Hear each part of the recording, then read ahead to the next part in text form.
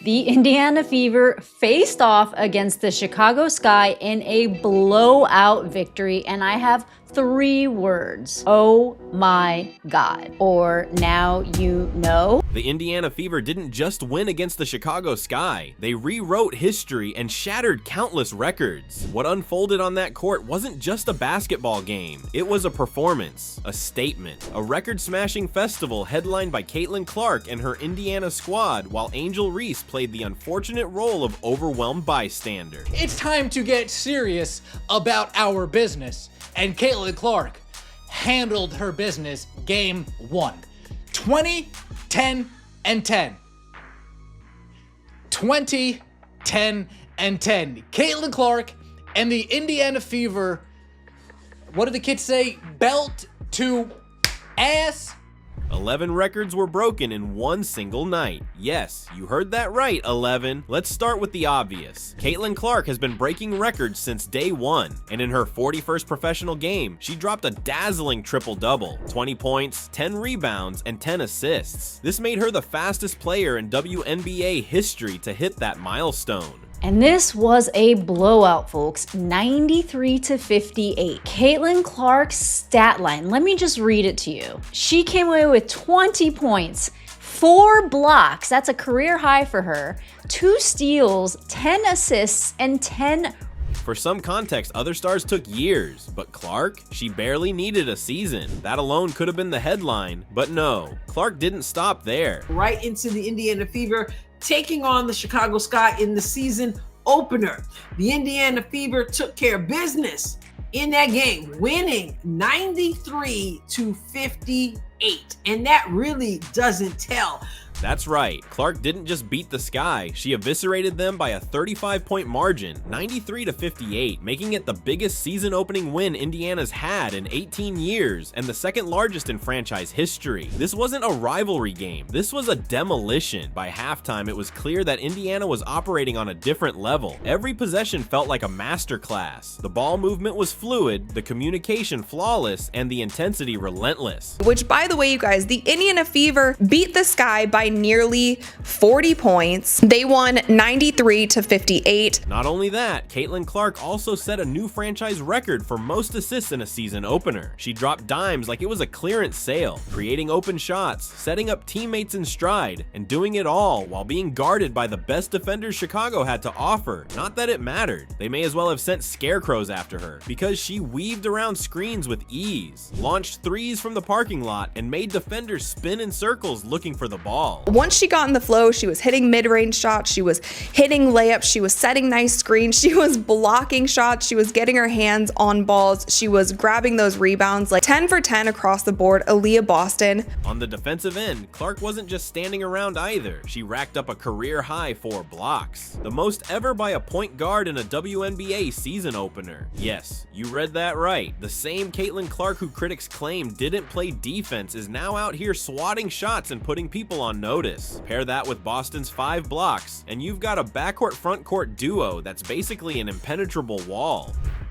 Indiana Fever, destroy, obliterate, run out of the gym the Chicago Sky. 93-58. I'm no mathematician. 35 points, nasty work. Nasty. Back-to-back quarters with 13 points. Couldn't even get a quarter over 18 points. Oh, Chicago Sky, I had you overrated. Meanwhile, veteran DeWanna Bonner quietly climbed into history, becoming the 3rd all-time leading scorer in WNBA history during the game. That's a legacy move. And now she's on a team with Clark and Boston? The Fever aren't building for the future anymore. They're already living it. And also, kudos, congratulations to DeWanna Bonner for becoming that 3rd all-time leading scorer. She moved over Tina Thompson. Now, I was a huge Houston Comets fan, so you know I was a huge fan of number 7, Tina Thompson. You had that big 3 of Cynthia Cooper, Cheryl Swoops, and Tina Thompson. And now DeWanna Bonner just stepped on in there and just celebrated it. The crowd celebrated her. This roster is stacked, cohesive, and terrifyingly well coached. Gone are the days when Indiana was the WNBA's doormat. Now they're handing out whoopings and collecting receipts. DeWanna Bonner also just moved up to number 3 on the WNBA's all-time leading scorers list, and that was actually probably my favorite part of the entire game. Like, that was such a cool moment. She stayed in a little bit later in the fourth quarter when they didn't need her anymore. They were up 30 points, but I was so happy that she got that moment. She hit 2 clutch free throws. Now she is number 3. And let's not ignore the off-court records, because they're just as loud. Caitlin Clark's presence alone continues to shatter viewership records and ticket sales. The building was packed. The energy was unreal. Every time she touched the ball, the crowd leaned forward like something magical was about to happen. And 9 times out of 10, it did. Oh, how I overestimated what I would see from the Chicago Sky. The Indiana Fever took care of business today. We wanted to open out the season, start off the season, letting everybody know this is a new team, and we have one goal. Did we play our best game today? I would say we didn't. 11 records were broken that night, 11, and they didn't come from scattered lucky moments. They came from domination, from preparation, from vision. Clark, Boston, Bonner, they were all locked in. Like, this wasn't just the season opener, this was a declaration, a loud, undeniable message to the league. The Fever aren't just here to participate, they're here to take over. Tasha Howard, 15 points, 5 rebounds. Kelsey Mitchell, 15 points. Caitlin Clark recorded a triple-double, 20 points, 10 assists, and 10 rebounds. Wait, did she get the triple-double? Did we get it? You guys are saying that she got it.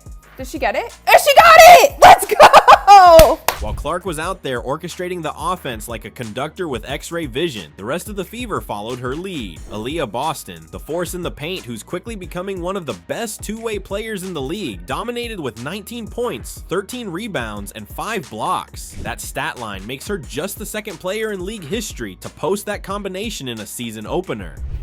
Not only Caitlin Clark and Aaliyah Boston combined for the most blocks by a duo in a season opener, along with Aaliyah Boston, the second player ever to have a season opener with at least 15, 10, and 5. Indiana Fever put in work today, folks. There's really no other way to put it. Caitlin Clark, 20, 10, and 10, 4 blocks, 2 steals.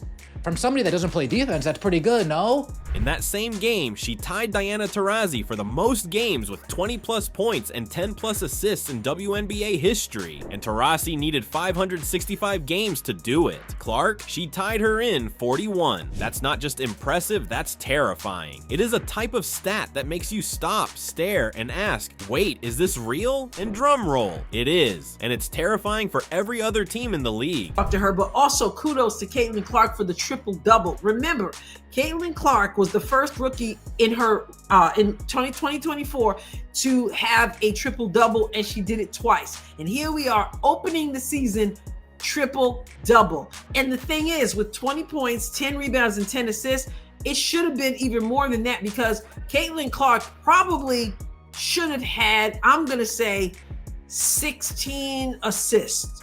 And speaking of Reese, let's talk about it. She put up 17 rebounds, sure, but she also shot 5 of 14 and was completely shut down every time she tried to create her own offense. For someone who claimed she was part of the reason fans were tuning in, this game was not the moment she'd hoped for. Correct me if I'm wrong here. I thought Angel Reese was dedicating this season to winning. As good as Angel Reese was, the Chicago Bravado lost by 36 points. It was a fitting spread because 36 equals the number of family and friends who were watching that game yesterday to see Angel Reese. The 17,000 or so in the arena and the potentially 1, 2, 3 million watching at home, we were watching to see Caitlin Clark. While Clark was slicing through defenders, hitting teammates with full court lasers, and hitting logo threes with ease, Reese was struggling to finish over Boston and racking up more awkward fouls than buckets. 20 points, 10 rebounds, and 10 assists.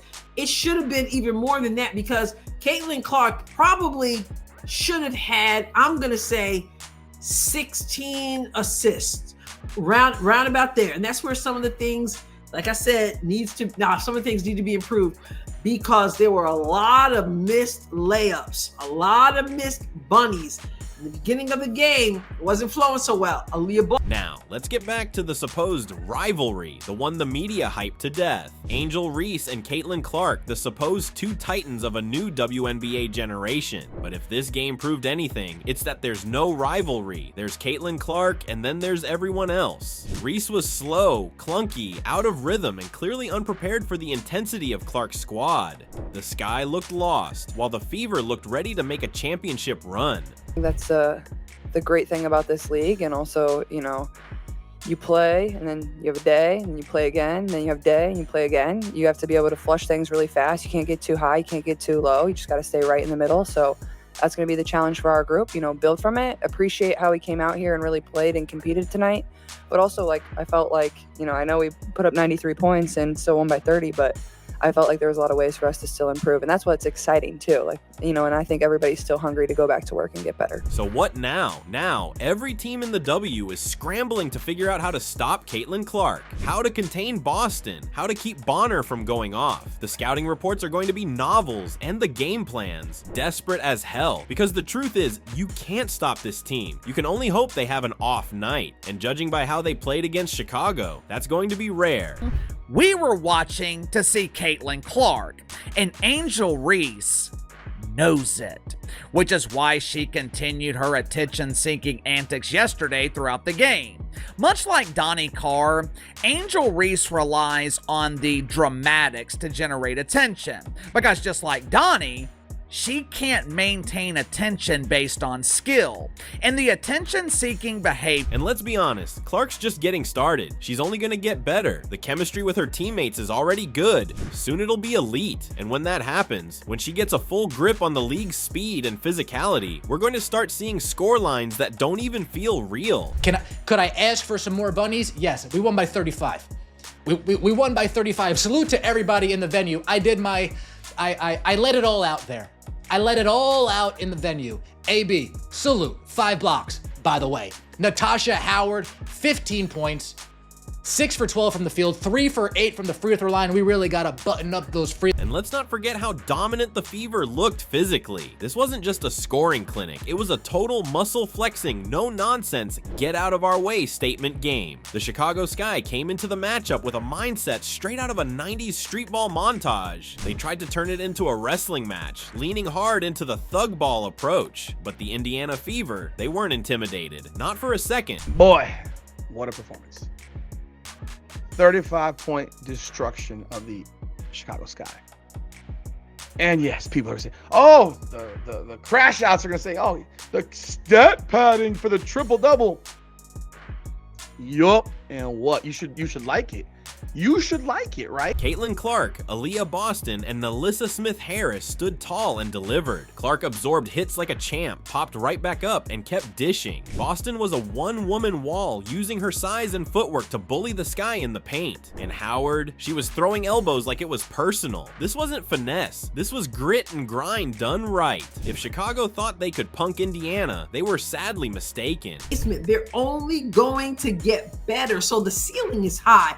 And already in this game, Caitlin Clark has the triple-double. This team's defense is so much better. And then you get 15 from Natasha Howard, 19 from Aaliyah Boston, 15 from Kelsey Mitchell, 20 from Caitlin Clark.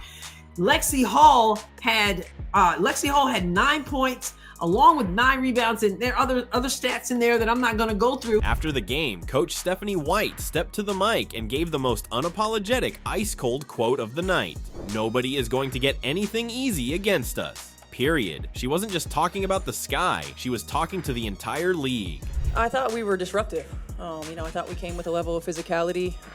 Anytime you can keep a team in this league to under 20 points in quarters, that's important. They didn't get a lot of clean catch and looks. Look, it wasn't perfect, but we played through our deficiencies. We played through our lapses in coverage. We played through mismatch. This wasn't just an incredible game. This was a shift, a signal that the WNBA has officially entered the Caitlin Clark era. She's here. She's fearless. She's breaking records like they're glass ceilings. And for Angel Reese and the rest of the league, it's time to either level up or get left behind.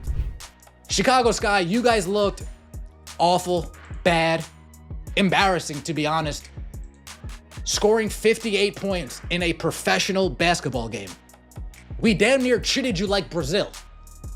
We damn near treated you like... So what do you think? Did Indiana Fever destroy Angel Reese and her team? Tell us in the comments, and don't forget to like, share, and subscribe.